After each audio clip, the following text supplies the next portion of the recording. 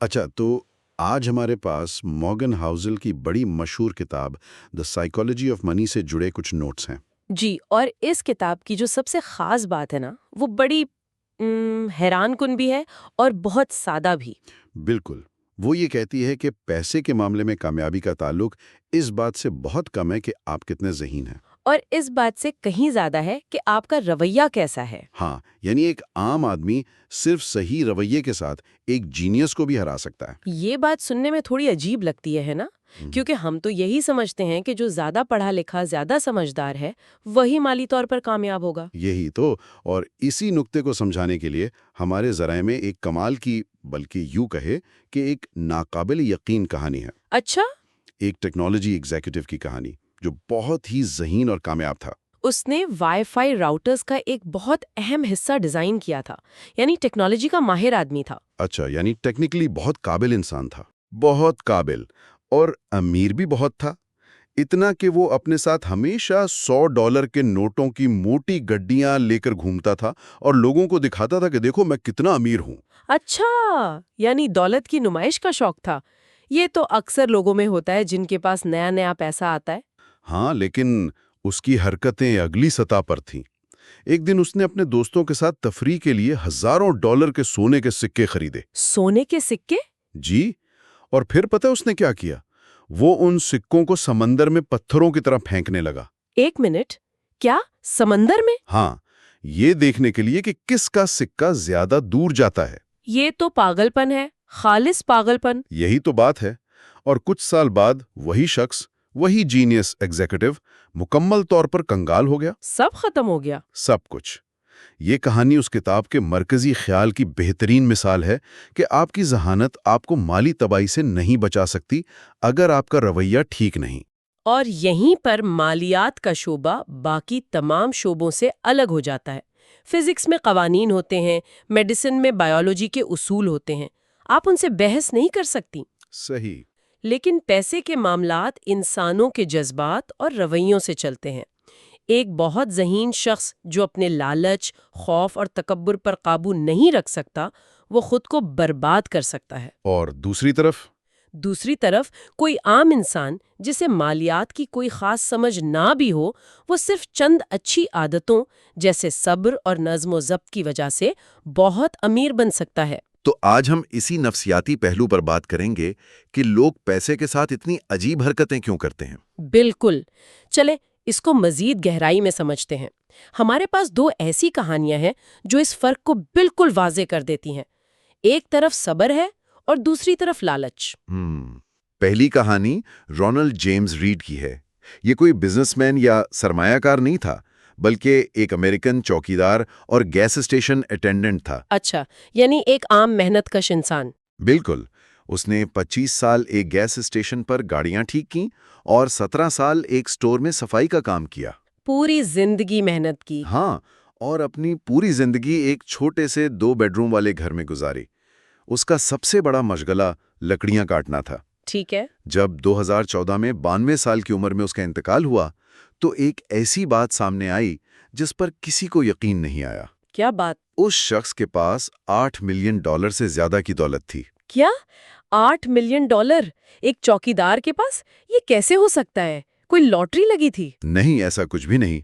उसने सिर्फ ये किया कि वो अपनी छोटी छोटी बचत को ब्लू चिप स्टॉक्स में लगाता रहा, यानी बड़ी और मुस्तहकम कंपनियों के शेयर्स में। और फिर? और फिर बस इंतजार करता रहा, कई दहाइयों तक। उसने अपनी सरमायाकारी को बढ़ने का वक्त दिया। उसकी छोटी सी बचत वक्त के साथ साथ बढ़कर $8 मिलियन बन गई। ये सब्र की एक नाकाबिले यकीन मिसाल है। लेकिन इसका मुवाजना जब हम अपने ज़राए में मौजूद दूसरी कहानी से करते हैं, तो फर्क बिल्कुल साफ नजर आता है। वो कौन सी कहानी है? वो कहानी है रिचर्ड फिस्किन की। ये शख्स रोनाल्ड रीड का बिल्कुल उलट था। अच्छा, वो कैसा था? वो हार्वर्ड से पढ़ा हुआ मेरिल लिंच का एक बड़ा एग्जीक्यूटिव था। उसने अपने करियर में इतनी कामयाबी हासिल की कि 40 की दहाई में ही रिटायर हो गया। यानी तालीम, तजर्बा, जहानत सब कुछ उसके पास था। वो तमाम चीजें जो रोनाल्ड रीड के पास नहीं थीं। बिल्कुल। और सिर्फ यही नहीं, उसके पास वो नेटवर्क और मौके भी थे जो रोनाल्ड रीड तसव्वुर भी नहीं कर सकता था। इसके बावजूद नतीजा बिल्कुल उलट निकला। کیسے؟ ریٹائرمنٹ کے بعد اس نے گرینوچ کنیکٹیکٹ میں ایک بہت بڑا گھر بنانے کے لیے بے تحاشا قرض لیا، کوئی 18,000 مربع فٹ کا گھر۔ 18,000 مربع فٹ؟ اس میں کیا کیا تھا؟ اس گھر میں 11 باتھ روم، 2 لفٹیں، 2 سوئمنگ پول اور 7 گیراج تھے۔ اوہ خدایا! اور اس گھر کو صرف چلانے کا، یعنی اس کی بجلی، پانی اور دیکھ بھال کا ماہانہ خرچہ $90,000 سے زیادہ تھا۔ $90,000 ہر مہینے صرف گھر چلانے کا خرچہ؟ جی، پھر 2008 کا مالی بحران آیا۔ اس بحران نے اس کے بہت زیادہ قرض اور غیر مستحکم اثاثوں کو تباہ کر دیا اور وہ دیوالیہ ہو گیا۔ تو ایک طرف رونلڈ ریڈ کا صبر تھا اور دوسری طرف رچرڈ فسکن کا لالچ، بالکل، اور یہ دکھاوا کہ مجھے سب پتا ہے۔ ہاں، اور اسی ایک رویے کے فرق نے تعلیم اور تجربے کے بہت بڑے فاصلے کو ختم کر دیا۔ بالکل ختم کر دیا۔ یہ واقعی سوچنے پر مجبور کرتی ہے یہ بات۔ کسی اور فیلڈ میں ایسا سوچنا بھی ناممکن ہے نا؟ کوئی چوکیدار ہارورڈ سے پڑھے ہوئے سرجن سے بہتر دل کا آپریشن نہیں کر سکتا، چاہے وہ کتنا ہی صبر والا کیوں نہ ہو۔ کبھی نہیں۔ لیکن سرمایہ کاری میں ایسا ہو سکتا ہے۔ اس کا مطلب یہ ہے کہ مالی کامیابی کوئی فزکس یا کیمسٹری جیسی سائنس نہیں ہے، یہ ایک سافٹ سکل ہے۔ جی، یہ ایک رویے کی مہارت ہے۔ جہاں آپ کیا جانتے ہیں، اس سے زیادہ اہم یہ ہے کہ آپ کیسا رویہ اپناتے ہیں۔ اور اسی سافٹ سکل والی بات سے ایک اور بڑا دلچسپ خیال جڑا ہے۔ وہ کیا ہے؟ کہ پیسے کے معاملے میں اصل میں کوئی بھی پاگل نہیں ہوتا۔ ہاں، یہ کتاب کا ایک بنیادی نقطہ ہے، کوئی بھی پاگل نہیں ہے۔ ہم اکثر لوگوں کو پیسے کے ساتھ عجیب فیصلے کرتے دیکھتے ہیں، جیسے وہ سونے کے سکے سمندر میں پھینکنے والا ایگزیکٹو، جی، اور ہم سوچتے ہیں کہ یہ پاگل پن ہے۔ لیکن کتاب کہتی ہے کہ اس کی وجہ ان کے ذاتی تجربات ہوتے ہیں۔ ذرائع میں ایک بہت طاقتور جملہ ہے۔ کون سا؟ ہمارے ذاتی تجربات دنیا میں جو کچھ ہوا ہے اس کا شاید 0.00 مطلب بہت ہی چھوٹا حصہ ہوں، لیکن وہ ہمارے سوچنے کے انداز کا 80% حصہ بناتے ہیں۔ یہ ایک بہت گہرا نقطہ ہے۔ اس کا مطلب یہ ہے کہ ہم سب اپنی اپنی چھوٹی سی حقیقت کی کھڑکی سے دنیا کو دیکھتے ہیں اور اسی کو پوری سچائی سمجھ لیتے ہیں۔ بالکل۔ مختلف نسلوں کے لوگ جو مختلف معاشی حالات میں پلے بڑھے، پیسے کے بارے میں بالکل مختلف سبق سیکھتے ہیں۔ جو شخص غربت میں پلا بڑا ہے وہ رسک اور انعام کے بارے میں اس طرح سوچتا ہے جو ایک امیر بینکر کا بچہ تصور بھی نہیں کر سکتا۔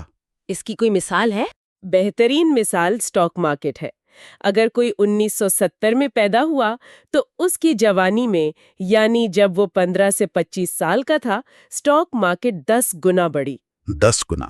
جی، اس نے اپنی آنکھوں سے دولت بنتے دیکھی۔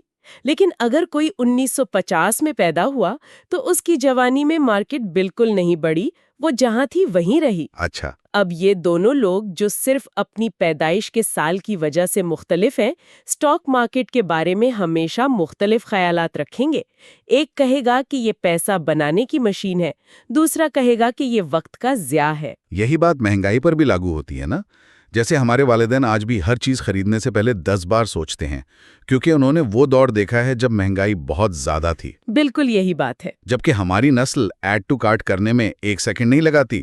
یہ تجربے کا ہی فرق ہے۔ صحیح۔ 1960 کی دہائی میں پیدا ہونے والوں نے اپنی جوانی میں اتنی شدید مہنگائی دیکھی کہ ان کی تنخواہ کی قدر ہر مہینے کم ہو جاتی تھی۔ ان کے لیے پیسہ بچانا ایک ڈراونا خواب تھا۔ لیکن 1990 میں پیدا ہونے والوں کے لیے مہنگائی کبھی کوئی بڑا مسئلہ ہی نہیں رہا۔ ان کا تجربہ بالکل مختلف ہے۔ اس لیے جب ایک نسل مہنگائی سے ڈرتی ہے تو دوسری کو یہ بات سمجھ نہیں آتی۔ ان میں سے کوئی بھی پاگل نہیں ہے، بس ان کی دنیا کی حقیقتیں مختلف رہی ہیں۔ اس کی ایک اور بڑی دلچسپ مثال لاٹری ٹکٹوں کی ہے۔ امریکہ میں غریب طبقے کے لوگ امیروں سے 4 گنا زیادہ لاٹری ٹکٹ خریدتے ہیں۔ 4 گنا؟ ہاں، باہر سے دیکھنے میں یہ بالکل پاگل پن لگتا ہے۔ وہ لوگ جن کے پاس ایمرجنسی کے لیے $400 نہیں ہوتے، وہ سال میں $400 سے زیادہ لاٹری ٹکٹوں پر خرچ کر دیتے ہیں۔ یہ بظاہر بہت غیر منطقی لگتا ہے۔ آپ وہ پیسہ بچا سکتے ہیں، اسے کہیں لگا سکتے ہیں، لیکن یہ سوچ ایک ایسے شخص کی ہے جس کے پاس بچت کرنے کی سہولت موجود ہے۔ ہاں، لیکن اگر ان کے نقطہ نظر سے سوچا جائے تو شاید وہ ایک ٹکٹ نہیں بلکہ ایک خواب خرید رہے ہوتے ہیں۔ خواب؟ ہاں، ان کے لیے یہ ان چیزوں کو حاصل کرنے کا ایک خیالی موقع ہے جو امیر لوگوں کے پاس پہلے سے موجود ہیں۔ اچھا گھر، اچھی گاڑی، بچوں کے لیے اچھی تعلیم، وہ ایک ایسی زندگی کا خواب خرید رہے ہیں جو انہیں لگتا ہے کہ وہ محنت سے کبھی حاصل نہیں کر سکتے۔ تو ہم اس سے اتفاق نہ کریں لیکن ان کی وجہ کو سمجھنے کی کوشش تو کر سکتے ہیں۔ بالکل، ہر کوئی اپنے مالی فیصلے اس معلومات کی بنیاد پر کرتا ہے جو اس کے پاس ہوتی ہے اور اسے اپنے ذاتی ذہنی ماڈل میں فٹ کرتا ہے۔ وہ فیصلے اس لمحے میں ان کے لیے بالکل درست اور منطقی ہوتے ہیں۔ اور یہی وہ نقطہ ہے جو مالی مشوروں کو اتنا مشکل بنا دیتا ہے۔ ایک ہی مشورہ سب کے لیے کام نہیں کر سکتا کیونکہ سب کا تجربہ، سب کی دنیا مختلف ہے۔ تو اگر ہر کوئی اپنے تجربے کی بنیاد پر فیصلے کر رہا ہے تو پھر ہم اتنی غلطیاں کیوں کرتے ہیں؟ کیا صرف تجربے کا فرق کی وجہ ہے؟ یہ ایک بہت اچھا سوال ہے اور اس کا جواب ہمیں ایک اور اہم نقطے کی طرف لے جاتا ہے۔ اچھا، وہ یہ کہ یہ پورا جدید مالیاتی نظام جس میں ہم جی رہے ہیں یہ خود بہت نیا ہے۔ ہم جن مالی تصورات پر عمل کرنے کی کوشش کر رہے ہیں جیسے بچت، سرمایہ کاری، ریٹائرمنٹ، یہ سب ابھی ابتدائی حالت میں ہے۔ مطلب ریٹائرمنٹ تو ہمیشہ سے ہوتی آئی ہے نا؟ نہیں، ایسا بالکل نہیں۔ آج ہم سب یہ مان کر چلتے ہیں کہ 65 سال کی عمر میں ہم کام کرنا چھوڑ دیں گے اور آرام سے زندگی گزاریں گے، لیکن یہ تصور صرف 2 نسلیں پرانا ہے۔ صرف 2 نسلیں؟ جی، دوسری جنگ عظیم سے پہلے زیادہ تر امریکی مرتے دم تک کام کرتے تھے۔ یہی حقیقت تھی اور یہی توقع کی جاتی تھی۔ تو یہ 65 سال کی عمر میں ریٹائر ہونے کا آئیڈیا کب شروع ہوا؟ سوشل سیکیورٹی کا نظام امریکہ میں 1930 کی دہائی میں شروع ہوا، لیکن اس کے ابتدائی فوائد اتنے کم تھے کہ ان پر گزارا کرنا ممکن نہیں تھا۔ 1980 کی دہائی تک ریٹائر ہونے والوں کو باعزت زندگی گزارنے کے لیے مناسب رقم نہیں ملتی تھی۔ اچھا، اور 401 کے جو آج امریکی ریٹائرمنٹ کا بنیادی ذریعہ ہے، یعنی نوکری کے ساتھ ملنے والا ایک بچتی منصوبہ، وہ 1978 تک موجود ہی نہیں تھا۔ 1978؟ جی، اور روتھ IRA جو ایک اور مقبول ریٹائرمنٹ اکاؤنٹ ہے، وہ تو 1998 میں شروع ہوا۔ اچھا، ایک منٹ، 1998؟ یعنی یہ تو مجھ سے بھی چھوٹا ہو سکتا ہے۔ یہ واقعی حیران کن ہے کہ ہم اس نظام کو کتنا پختہ اور پرانا سمجھتے ہیں، جبکہ حقیقت میں یہ ابھی کل کی بات ہے۔ بالکل، اسی طرح کالج کی تعلیم اتنی عام نہیں تھی۔